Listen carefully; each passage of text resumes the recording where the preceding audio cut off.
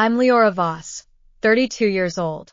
I never could have imagined that family members connected by blood would deal me the cruelest of blows, striking at my heart with such merciless cruelty.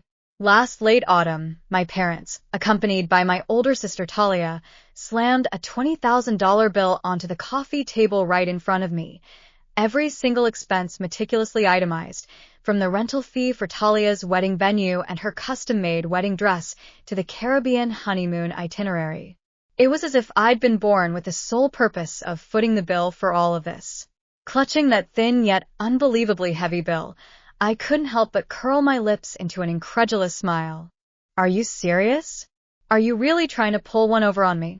As soon as I spoke, my father Jasper's face instantly darkened, and my mother Elowen turned away, leaving behind only a cold reply. Leora, this is Talia's one and only wedding. You, as her younger sister, should step up and help out. Help out? I shot to my feet, my voice trembling with anger. My savings are the result of me working myself to the bone day and night. How dare they expect me to fill her hole? But instead of backing down in the slightest, they stared at me with an expression that seemed to say, "You just don't get it." It was as if I weren't refusing an unreasonable expense at all, but rather some colossal family duty I'd somehow neglected. A few days later, steeling myself against my fury, I stopped by their house on my way somewhere to drop off Christmas decorations. As soon as I stepped into the entryway, I heard Jasper speaking in a hushed tone from the living room. Don't worry, during the Christmas Eve dinner, right in front of all the relatives, she won't dare refuse. At that moment, every drop of blood in my body turned ice cold. They weren't asking for my help at all. They'd already laid a trap so meticulously that they were waiting for the festive atmosphere to force me into submission, certain that I'd give in just to preserve this so-called family harmony. In their eyes, I was never a daughter who needed love and care, but rather an ATM machine, ready to be tapped whenever they wanted. Anger surged inside me like molten lava. I clenched my fists so tightly that I barely managed to keep myself from bursting into tears on the spot. Yet my mind raced at lightning speed. They thought they had the upper hand, but little did they know that I'd already been secretly plotting, planning a counterattack that would leave them with memories they'd never forget. On Christmas Eve, I arrived at our meeting place bearing the surprise I'd carefully prepared, a surprise powerful enough to rip apart their hypocritical masks once and for all. What happened during that Christmas Eve dinner became the spark that set off the complete collapse of our family relationship. You're probably dying to know what came next, but before you listen to my story, could you tell me what time it is and which city you're watching from? I'd love to see just how far this farce, this tale of cinching and betrayal, will spread. The story begins 2 months before Christmas. At 32, I live in Springfield, Missouri, and through my own hard work, I've built a stable life, a cozy apartment with a small balcony, a used car that I paid for in full, and not a single penny of debt. As a marketing specialist, though my job keeps me busy, I've always taken immense pride in my independence. But in the eyes of Jasper and Eloise, my stability has become the very foundation they exploit. One evening, the phone suddenly rang. It was my older sister, Talia. Her voice carried an unmistakable arrogance. Leora, you're going to have to cover all the expenses for my wedding. It sounded like such a trivial matter.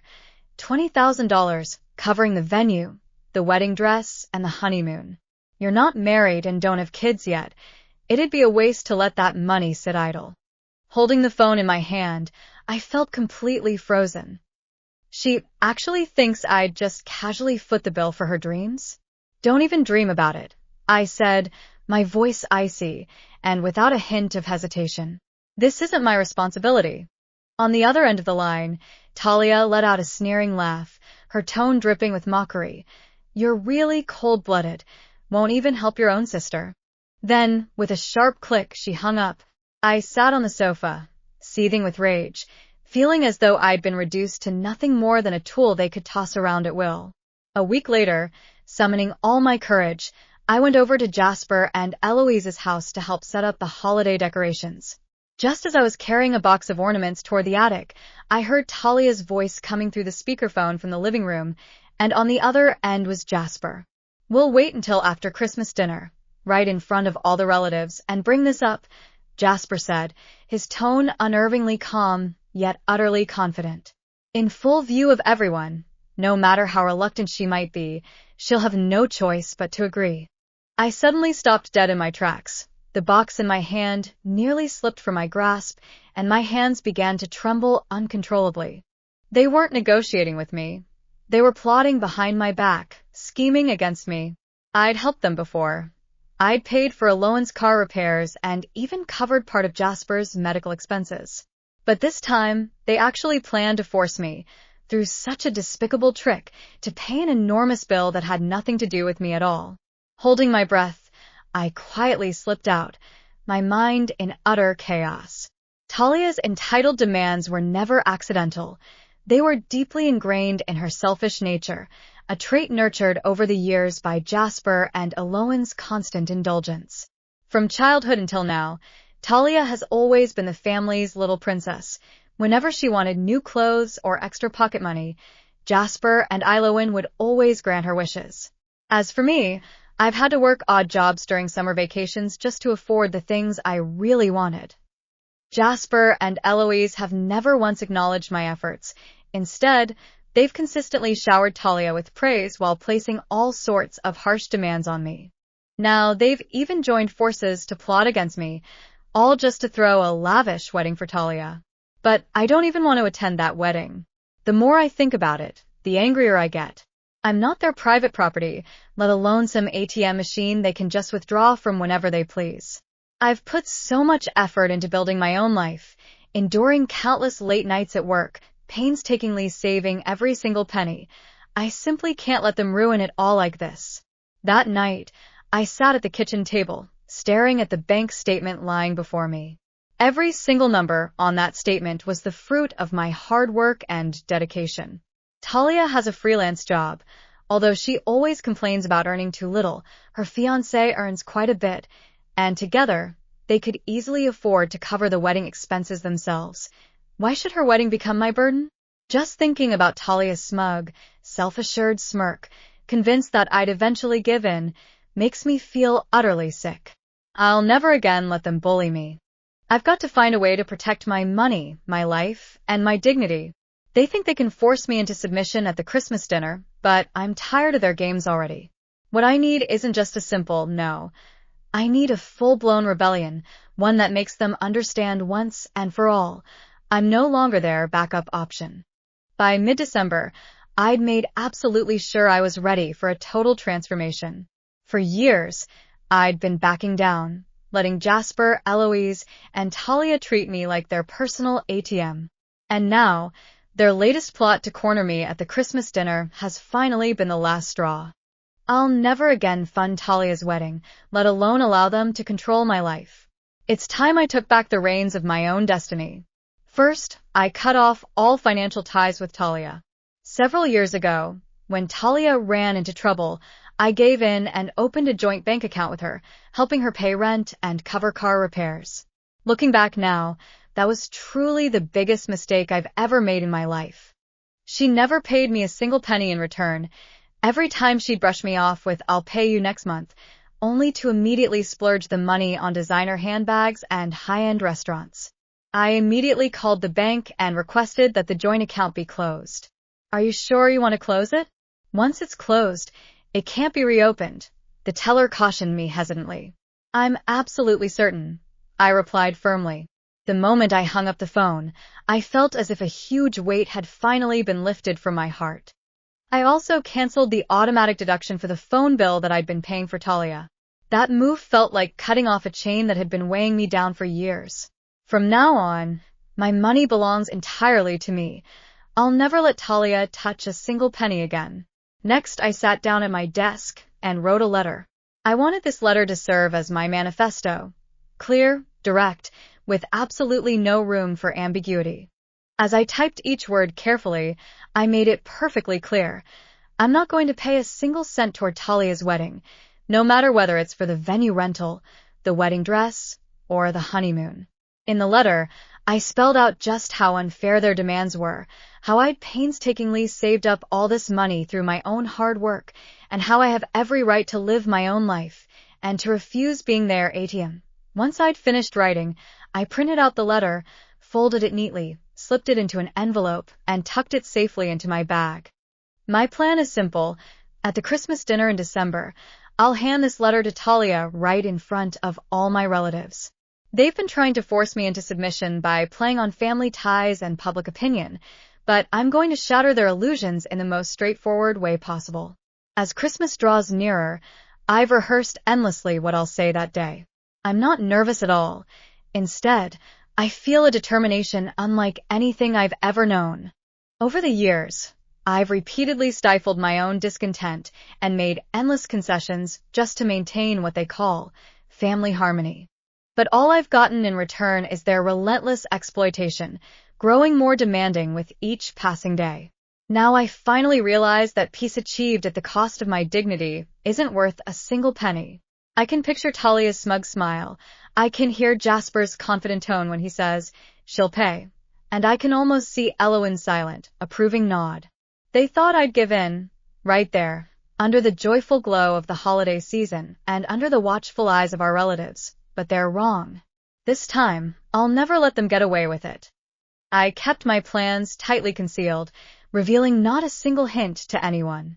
Every evening, I would take out that letter and read it again and again, carefully revising its wording to ensure that each sentence was both powerfully compelling and yet maintained a calm, composed tone. I wanted them to fully grasp the weight of my decision, leaving them absolutely no room to twist or misinterpret my words. December arrived quietly, bringing with it cold, dry weather. The icy wind swept through the streets, carrying a biting chill. I drove to Jasper and Eloise's home, the envelope in my bag feeling as heavy as 1,000 pounds, burning against my skin. The restaurant was packed with relatives. The tables were laden with turkey, mashed potatoes, and cranberry sauce. Everyone wore smiles on their faces, passing dishes back and forth, as if we were the most harmonious family in the world. Talia sat across from me, her engagement ring gleaming under the lights. She was enthusiastically chatting with our relatives about her wedding plans, her voice brimming with pride, as if all the expenses had already been settled. Jasper was slicing the turkey beside me, chatting with relatives about festive anecdotes, yet his eyes kept darting toward me now and then, carrying a hint of scrutiny. Meanwhile, Ilovin was busily arranging the table setting, deliberately avoiding my gaze, her eyes brimming with discomfort. I waited patiently until dessert was served and the conversation in the living room gradually slowed down, the atmosphere growing warm and serene. Just then, I sprang to my feet, my heartbeat steady and strong. "I have something to say," I announced loudly. Then I pulled out that envelope from my bag, walked straight over to Talia, and slapped it down onto the plate in front of her. Talia frowned, looking at me with utter confusion. "Read it yourself," I said calmly, yet with an unwavering certainty. She tore open the envelope hesitantly, her eyes quickly scanning the letter. Her face instantly went from flushed to deathly pale, and then flared up again, turning as red as if it might bleed at any moment. Seeing this, Jasper immediately leaned forward and snatched the letter from her hand. "What is this?" he demanded sharply, his voice brimming with fury. The fork in Ilovin's hand clattered onto the plate with a jarring clang. Faced with their anger, I didn't flinch in the slightest. Staring straight into Talia's eyes, I said slowly and deliberately, "I'm not going to pay for your wedding. From now on, I'll never be your bank again." As soon as I finished speaking, the room fell utterly silent, so quiet that you could have heard a pin drop. Talia's mouth hung open, her gaze turning fiercely menacing, as if she were about to devour me alive. "You heartless, cold-blooded bastard," she screamed, her voice trembling with rage. "Because of you, my wedding is ruined." Jasper slammed the letter down onto the table so hard that the dishes on it began to shake. "After all the effort we've put into raising you, this is how you repay us," he roared, his face ashen with anger. Ilovin just sat there in a daze, her hands trembling uncontrollably, unable to utter a single word. The other relatives awkwardly lowered their heads. Some pretended to straighten their clothes, others avoided our gaze, and no one dared to speak.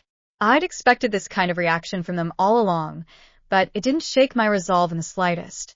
Have I not been footing the bills for you all these years? I said firmly. I've already given more than enough.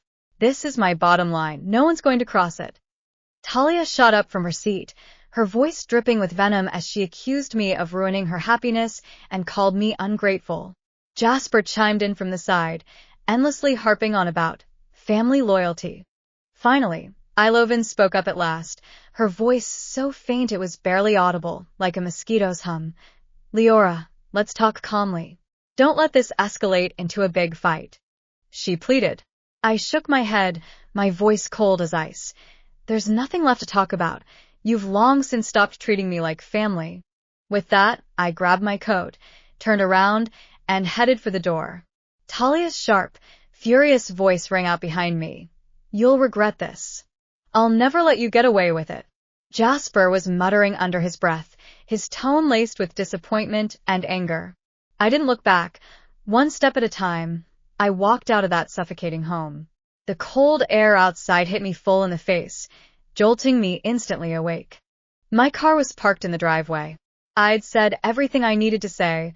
The letter was my stance, the beginning of my reclaiming my life. They could rage, they could curse, but I was finally free. I drove home, my hands steady on the wheel, my heart filled with unwavering resolve. From today onward, I'm calling the shots in my own life. The day after Christmas, my phone was flooded with messages and calls. As soon as I woke up, I saw a barrage of notifications, each one brimming with accusations and insults from Jasper, Eloise, and Talia. The first message came from Talia, her tone sharp and venomous. You selfish bastard, she wrote. How dare you humiliate me in front of everyone? You've ruined everything for me. Then came another message right after. You think just because you're doing fine now you can look down on us? One day, you'll end up completely isolated and abandoned by everyone. I stared at my phone screen while the coffee on the table slowly grew cold. Her words really did hurt, but I wasn't surprised. Talia had always been like this, accustomed to portraying herself as the victim and blaming everyone else for her own mistakes. I didn't reply to her. I knew any response would only feed her arrogance, and I'd grown tired of playing this endless game with her. By noon, things had gotten even worse. I opened Facebook and immediately saw Talia's public post pinned to the top of her homepage, its headline glaringly obvious. So-called family ties are worth nothing when money is involved.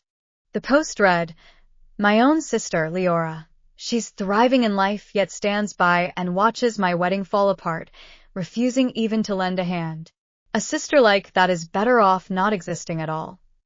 Underneath the post, there were already dozens of likes and comments, most from Talia's friends echoing her sentiments with remarks like, This is just too much. How could she have such a sister? And don't be sad. She'll regret this someday. My stomach churned violently, and I felt utterly nauseous. She wasn't venting her emotions at all. Instead, she was deliberately slandering me, painting me as a cold-blooded, heartless, ungrateful demon. Looking at those indiscriminate accusations, each one felt like a knife stabbing straight into my heart. I forced myself to suppress my anger, knowing full well that any attempt to defend myself at this point would only make things worse. Soon enough, my acquaintance Marnie Teague started spreading rumors in Springfield, adding fuel to the fire and claiming that I was cold-blooded and ungrateful. An old classmate called to confront me, my grocery store neighbor gave me sidelong glances, and the town's gossip had become suffocating. My family kept sending me abusive messages. Jasper called me a black-hearted ingrate, Eloise urged me to give in, and Talia even hurled vicious insults at me. Though my heart ached, I'd already seen through their cunning tactic of using humiliation to force me into submission, and I resolved never to give in again. I realized I had to leave this prison. As it happened, the company had an office in Roanoke, Virginia, so I immediately sent an email requesting a transfer, and surprisingly, my request was approved without a hitch. Moving wasn't an escape for me. It was about taking back control of my life. Right away, I began researching apartments in Roanoke, dreaming of a new beginning, and I kept my plans completely secret from my family. I stopped paying attention to Marnie's rumors and my family's pressure, fully dedicating myself to preparing for the move. Everything I did was aimed at escaping this suffocating environment as soon as possible. By the end of January, both the transfer and the apartment rental arrangements had been finalized, and I began packing my belongings.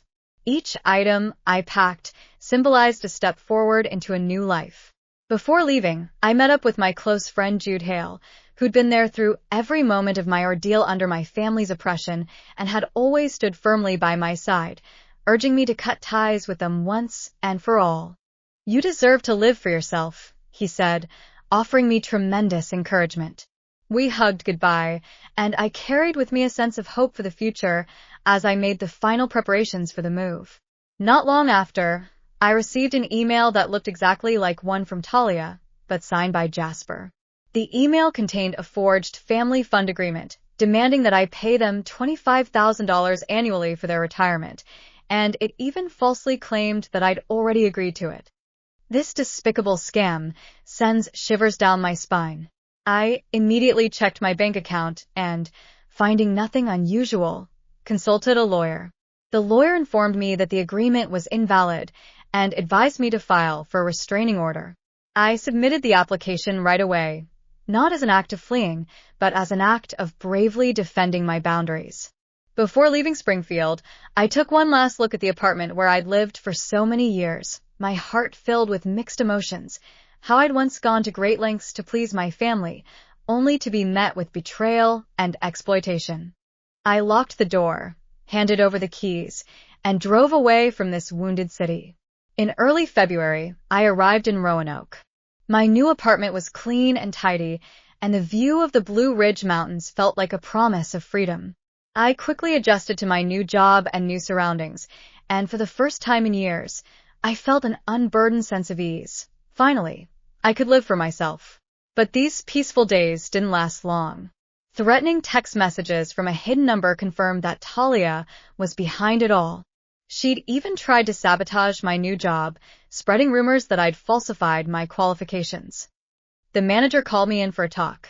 Though I was terrified, I remained calm, fully aware that this was her scheme.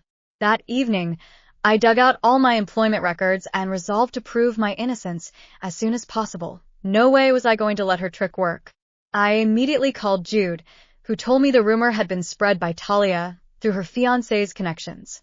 The next day, armed with a complete set of documents, including my resume, performance evaluations, and transfer emails, I proactively went to the HR department to set the record straight, explaining that these accusations were malicious slander launched by family members due to a personal dispute. After reviewing the materials, the HR manager acknowledged my qualifications and promised to investigate the source of the rumor, which brought a bit of peace to my heart. A week later, the HR department reported back. The rumor had originated from an external email sent from a cafe in Springfield, and the wording and style were strikingly similar to Talia's. They ultimately dismissed the false accusations and issued a public clarification within the department. I carefully kept the investigation report.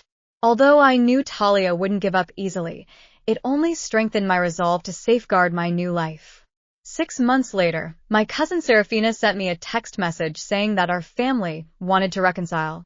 Although I still had my doubts, I decided to go back and take a look while remaining highly vigilant.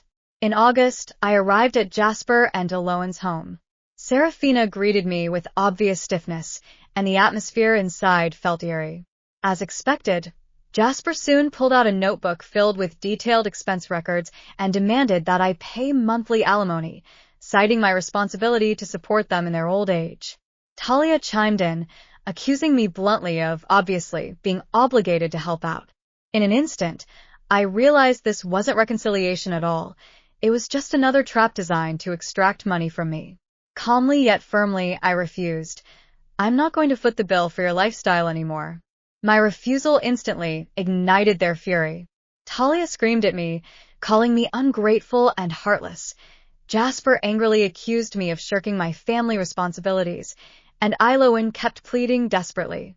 Completely disillusioned, I stood up and declared that this would be the last time we ever discussed the matter. Serafina tried to mediate, but I made it clear to her that the fault wasn't hers.